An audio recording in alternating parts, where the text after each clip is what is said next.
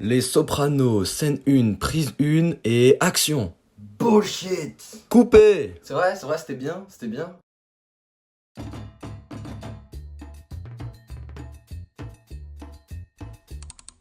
Salut YouTube, salut les gars, aujourd'hui on se retrouve pour ce premier bilan de la série The Sopranos. Voilà, je vais faire une vidéo à chaque fin de saison et aujourd'hui on va traiter de cette saison 1 que j'ai terminée il y a quelques jours là. Et quelle saison vraiment, un rythme tellement bien géré, des nouvelles intrigues qui se présentent à chaque nouvel épisode et la coupure des épisodes est vraiment très bonne. On prend bien le temps de mettre en place toutes les intrigues, de nous faire découvrir tous les personnages, les liens qu'ils ont entre eux. Enfin, vraiment une saison 1 très cool qui met bien tout en place en fait. Et au fur et à mesure des épisodes et vers la fin de saison, ça va vraiment commencer à devenir du très lourd. Et si j'avais quelque chose à reprocher à cette première saison, c'est que c'est vrai que sur la fin des épisodes, on n'a pas, tu vois, cette sensation d'avoir envie de continuer à aller regarder l'épisode prochain. Je m'explique dans le sens où, de nos jours, il y a beaucoup de séries où à la fin, la dernière scène, vraiment, elle te laisse sur un suspense. Là, vraiment, les fins d'épisodes, elles sont tranquilles, l'intrigue est terminée, en tout cas, elle est repoussée à plus tard. On dirait limite que tout va bien dans le meilleur des mondes, alors que non, pas du tout, ça va être encore la merde au prochain épisode. Enfin bon, j'arrête de tergiverser, et maintenant, on va se pencher sur le cas de chaque personnage. Et déjà, on va commencer avec Tony, le personnage principal, le GOAT, le protagoniste, c'est vraiment celui qui est vraiment très développé dans cette saison 1. L'intrigue lui tourne vraiment autour. Limite, tous les personnages secondaires ont un lien avec lui. Enfin voilà, il est vraiment au centre de tout. Et il a vraiment un début de développement dans cette saison 1, même s'il s'accroche beaucoup à ses valeurs et à sa culture de base. Là, grâce à un autre personnage, notamment qu'on reviendra plus tard, ça lui ouvre les yeux sur beaucoup de choses. Et voilà, il commence à se développer. Et ça fait de lui le personnage le plus touchant au final dans cette série. Alors que, on peut rappeler quand même son rôle à la base, c'est quand même un mec de la mafia quoi. Parlons maintenant de la femme de Tony, Carmela, que j'ai trouvé assez effacée, assez inutile en début de saison.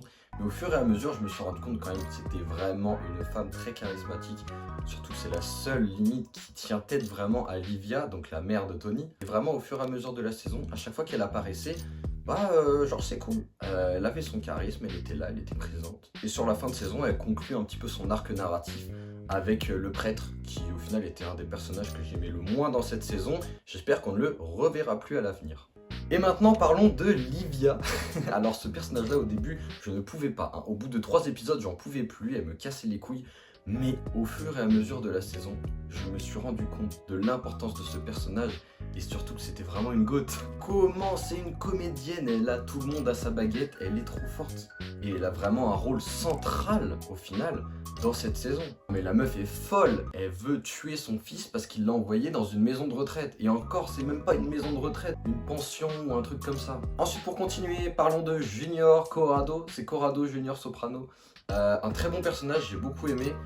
Ses lunettes elles me font rigoler, du coup c'est pas du tout en adéquation avec son personnage quoi, qui est quand même le boss. J'ai beaucoup aimé chacune de ses apparitions, au final il finit par devenir un petit peu l'antagoniste de cette saison 1, mais malheureusement je trouve qu'il est pas assez à l'écran, j'aurais bien aimé le voir plus. Ensuite il y a aussi mon petit chouchou, Christopher. Christopher vraiment j'ai beaucoup aimé à chaque fois qu'il passait à l'écran. Et en plus, genre tu vois que c'est un mec instable, à un moment je suis sûr il va péter un câble.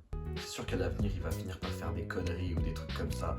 Enfin bref, Christopher en tout cas j'ai beaucoup aimé dans cette saison 1. Ensuite on a Milo et Anthony Junior, ouais j'ai un très bon accent t'as eu. Pour l'instant des personnages qui ont un petit peu de développement mais pas trop non plus. Ça se voit quand même qu'ils vont avoir des caractères et des rôles assez importants pour les prochaines saisons, enfin en tout cas j'imagine. Pour l'instant, ils sont pas très développés, quand même un petit peu, mais hâte de voir la suite. Ensuite, on a les capos, donc il y a Pauli, Silvio et Pussy. Alors eux, voilà, encore une fois, ils sont là, ils ont des scènes sympathiques, drôles, mais ils ont encore tout à prouver, hein. Leur développement, il n'est pas encore assez important. Pour l'instant, je les mets sur le côté. J'attends de voir comment ils vont devenir dans les prochaines saisons, et voilà. Et enfin, je voulais terminer du coup avec la psychologue de Tony, qui a quand même pour la plupart les scènes les plus importantes de cette saison 1. Mais malgré tout, ces scènes, pour moi, elles servent surtout à améliorer le développement du personnage de Tony.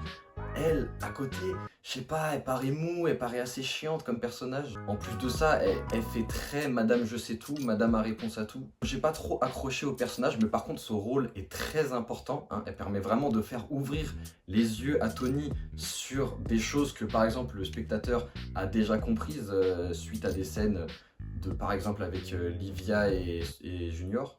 Et du coup, son personnage est primordial parce qu'elle permet d'avoir un fil conducteur original qu'on n'a pas l'habitude de voir dans toutes les séries. Et donc du coup, ça c'est très cool par contre. Ensuite, je voulais un petit peu parler des scènes qui m'ont marqué durant cette saison 1. Il y avait vraiment des scènes marquantes. Et on commence avec, je crois que c'était à l'épisode 3, Livia qui autorise Junior à tuer Brendan et qui dit non Chris c'est un gentil mais par contre Brendan je le connais pas, et puis après à la fin d'épisode boum dans la baignoire. Ça pour moi c'est le vrai premier moment où j'ai dit ah ouais les Sopranos quand même ça rigole pas quoi. Et Chris, carrément, on va lui faire peur, on va lui faire croire qu'on lui tire dessus, jusqu'à il va se pisser dessus, il me semble. Ensuite, on a aussi l'épisode où Tony et Mello, sa fille, toujours un très bon accent, hein, qui vont faire la tournée des universités pour Mello l'année prochaine. Et j'ai eu très peur pour les personnages de la fille de Tony, parce que la mise en scène du mec qui arrive devant l'hôtel avec son flingue et tout là, j'ai vraiment cru qu'il allait la buter quoi. Au final ce mec a eu de la peine pour eux et bah, il aurait pas dû parce que Tony va finir par le buter à la fin de l'épisode. Donc vraiment force à lui, en tout cas t'as été un bon. Hein. Ensuite fin d'épisode 6, on a l'arrivée du FBI au moment où Corrado Jr. devient le boss de la mafia. On se rend compte que voilà, avec la petite musique en plus l'OST derrière. Mais quel frisson, c'était incroyable cette scène-là. Avec l'idée des plans du serveur qui a une petite caméra ici qui prend en photo chaque capot et ensuite sur le mur du FBI ils mettent les blazes sous les... Enfin bref, c'était incroyable ça. Ensuite on va avancer beaucoup dans la saison, mais le moment où on se demande si Pussy est un traître, alors là c'était incroyable cet épisode-là aussi, l'un de mes préférés. Avec à la fin, Pussy s'est pris une pression par Polly et du coup il disparaît. Et Tony pile à ce moment-là se rend compte qu'en fait c'était Jimmy la Pookie. Alors là c'était incroyable, on se demandait est-ce que Pussy il est mort, avec Tony qui panique. Et si on m'avait dit que déjà saison 1, quelqu'un allait organiser le meurtre de Tony comme ça, et en plus de ça, sa mère et son oncle. Vraiment une dinguerie. Et puis alors Chris qui le sauve le premier jour et le deuxième jour, c'est dans le reflet de sa voiture qu'il voit les deux Renault arriver sur lui pour le tuer. Et au final il s'en sort par miracle. Tony encore une fois goat là-dessus, incroyable. Il s'en sort tout seul, à 2 contre 1 alors qu'ils étaient armés dans son dos, incroyable. Après ça on a Tony qui apprend que c'était sa mère qui voulait le tuer. Et alors là il est déchiré, au début il veut pas y croire, carrément il devient agressif envers les personnes qui lui disent ça. Sauf que c'est pour son bien qu'on lui dit ça, parce que c'est la réalité. Et quand il s'en rend compte, alors là c'est la catastrophe. Et Livia, la putain de comédienne, une fois qu'elle apprend que Tony n'est pas mort, que l'assassinat il a pas réussi, l'assassinat il a échoué, qu'est-ce qu'elle va faire? Elle va faire genre elle perd la mémoire. Elle fait un faux AVC, carrément elle simule un AVC, elle simule un coma. Non c'est trop, elle est trop forte celle-là. Et après l'une des dernières scènes qui m'a touché dans cette saison 1, c'est le moment où Junior est interrogé en prison et qu'il refuse d'admettre que ce n'était pas lui qui était en train de diriger la mafia. Il refuse, alors que pourtant le policier lui dit que du coup il portera pas les mêmes responsabilités, mais il refuse de se l'admettre lui-même que c'était Tony qui était en train de gérer la mafia depuis tout ce temps. Enfin bref, voilà un petit peu pour cette rétrospective de cette saison 1.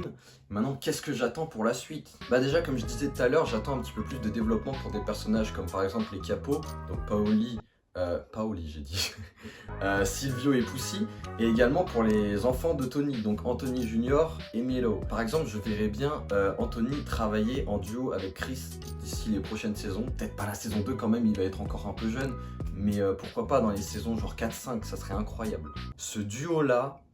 Ensuite, en deuxième point, j'aimerais beaucoup revoir Junior, peut-être pas dans la saison 2, mais en tout cas qu'il ressorte pour qu'il puisse se venger, quoi. Vraiment la vengeance de Junior. Ça pourrait être masterclass. Concernant Livia, rien à dire. Vraiment, continue comme tu es, continue ta commedia dell'arte. Pour l'instant, c'est incroyable, vraiment. Au début, je la détestais. Et maintenant, pourtant, elle a pas changé, hein. Mais vraiment, maintenant, je kiffe à chaque fois qu'elle est là. Ensuite, bah, évidemment, je veux savoir ce qui est devenu Pussy. Je sais pas s'il est mort, s'il est encore en vie, ou est-ce qu'il est parti. Pussy, reviens. Où es-tu? Après, c'est juste une théorie, peut-être pas forcément ce que j'ai envie de voir. Mais je verrais bien la psy se faire tuer. Par un meurtre, je sais pas, on va voir ce qui se passe. Et enfin, j'attends un Tony boss et plus déprimé. Vraiment, je veux un Tony à son prime, ok? Tony, continue ton développement. Vraiment, t'es sur la bonne voie, Stonks. C'est parti, on y va. Bref, voilà pour cette vidéo. C'est pas vraiment une analyse, plus mon ressenti sur cette saison 1. À savoir que je poste des tweets, enfin des X, sur l'avancement des épisodes, pas forcément des saisons. Donc voilà, je vous mets comme d'habitude mon X en bio si vous voulez voir mes petits tweets. Bref, nous on se retrouve très prochainement sur YouTube ou sur Twitch ou sur TikTok, peu importe. Et on se dit à la prochaine. En tout cas, les Sopranos, masterclass. Et j'espère que ça continuera comme ça.